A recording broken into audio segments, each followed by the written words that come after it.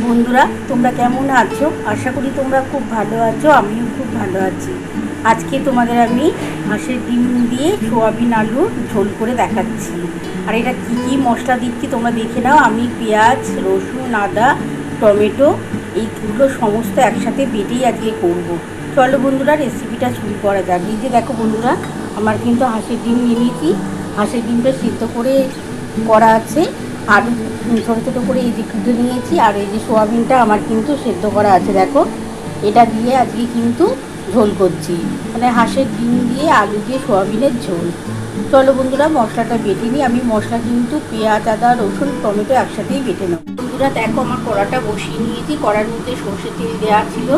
এই তেলটা দেখো আমার গরম হয়ে গেছে। আমি এবার কিন্তু আলুটা দিয়ে দিচ্ছি।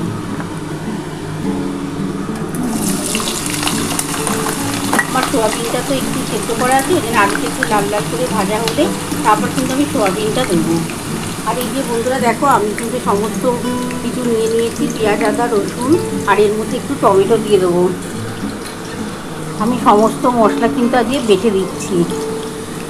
বেটে নিই বন্ধুরা মশলাটা, তারপর তোমাদের দেখাচ্ছি। বন্ধুরা দেখো, আমার কিন্তু আলুটা একটু লাল লাল করে ভাজা হয়ে গেছে। এবার এর মধ্যে আমি সোয়াবিন আর ডিমটাকে একসাথে দিয়ে দিচ্ছি। যে দেখো, সোয়াবিন আর ডিমটাকে দিয়ে দিলাম। আমি একসাথেই এগুলো ভাজবো।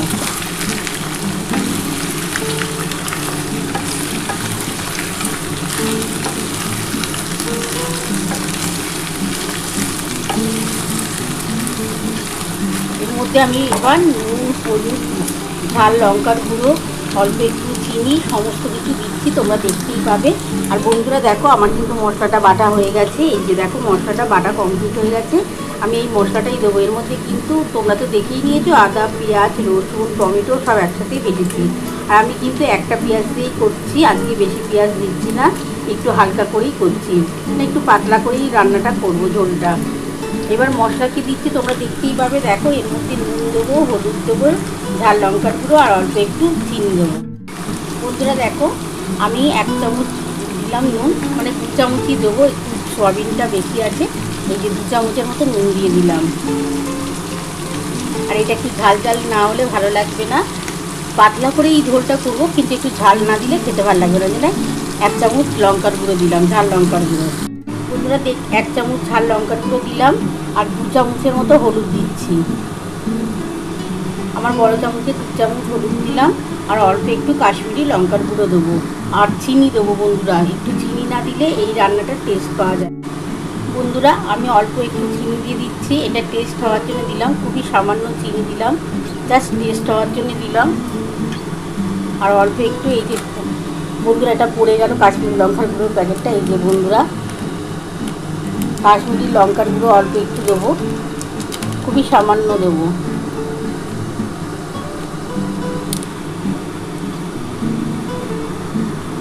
এবার ভালো করে এই মশলাগুলো দিয়ে কষাতে হবে।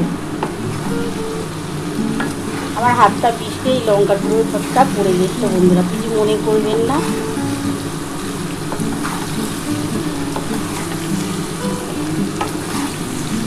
এটা ভালোভাবে কষিয়ে নিই বন্ধুরা। তারপরে কিন্তু আমি মশলাটা যে বেটে রেখেছি সেটা দিয়ে দেবো।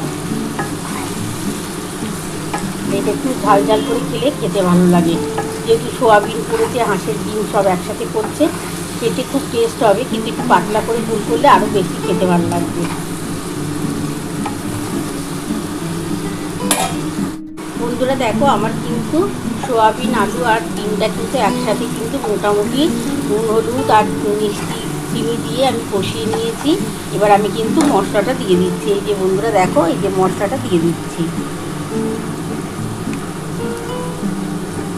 এর মধ্যে অল্প সামান্য জল দিয়ে আমি মশলার মধ্যে দিয়ে দেবো।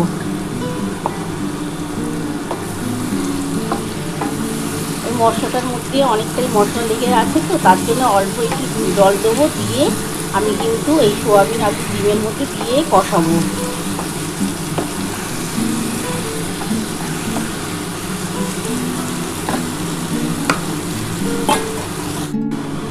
বন্ধুরা দেখো, আমার কিন্তু এই মশলাটা কষানো কমপ্লিট হয়ে গেছে। আর এই যে দেখো, এই যে মশলার যে জলটা আছে, আমি জলটা দিয়ে দিচ্ছি।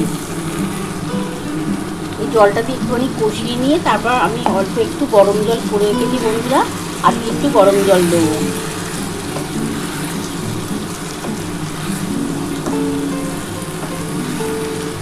খুব ভালোভাবে কষিয়ে নিই। কষানো কমপ্লিট হয়ে গেলে আমি একটু গরম জল আছে করেছি, ওই গরম জলটা দিয়ে দেবো। দিয়ে অল্প একটু ঠান্ডা এসে গরম মশলার গুঁড়ো দিয়ে আমি ঢাকা দিয়ে দেবো।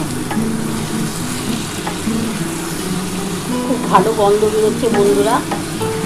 খুব ভালো করে তোমরা কষাবে, যতটা কিন্তু এই যে মশলাটা কষানো যায় না তার উপর কিন্তু রান্নাটা নির্ভর করে। দেখো পুরো তেলটা ছেড়ে ছেড়ে এসছে। এবার আমি এই গরম জলটা দিয়ে দেবো।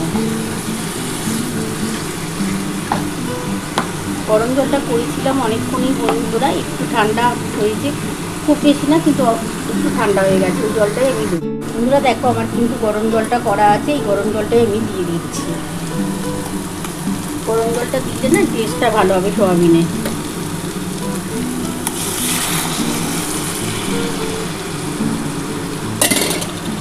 আর জল দিব না।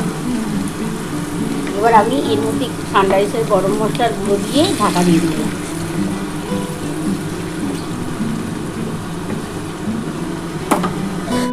দেখো বন্ধুরা ঠান্ডা এসে গরম মশলার গুঁড়ো দিচ্ছি, এই যে দেখো।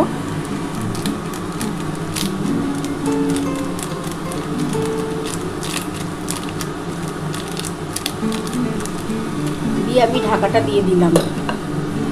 আমার আজকে গ্যাসটা কিন্তু একটু জোরে করাই আছে, কারণ আমার তো সোয়াবিনটা সেদ্ধ করাই আছে, আলুটা একটু ছোটো ছোটো করে ফুটেছি বলে আলুটাও সেদ্ধ হয়ে গেছে কষতে কষতে।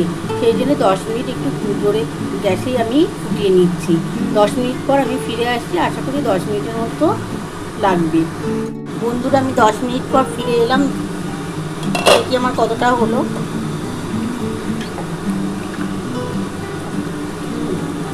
একটা আলু দেখে নিই বন্ধুরা, আমার তো সোয়াবিনটা অলরেডি আমার কিন্তু সেদ্ধ করাই আছে, কিন্তু আলুটা একটু দেখে নিয়ে তারপর আমি কিন্তু নামাবো। দেখো আমার আলু কিন্তু সিদ্ধ হয়ে গেছে, এবার আমি কিন্তু নামিয়ে নিচ্ছি বন্ধুরা। নামিয়ে তোমাদের বন্ধুরা দেখো আমার কিন্তু হাঁসের ডিম দিয়ে সোয়াবিন আলুর ঝোল নামানো হয়ে গেছে। তোমরা তো পুরো রেসিপিটাই দেখে নিয়েছো আমি কীভাবে করেছি। তোমাদের যদি এই রেসিপিটা ভালো লেগে থাকে প্লিজ একটা লাইক সাবস্ক্রাইব করতে ভুলো না, আর কমেন্ট বক্সে অবশ্যই জানিও কেমন হয়েছে। তাহলে এরকম আরও নতুন নতুন রেসিপি নিয়ে তোমাদের সামনে হাজির হব। Thank you.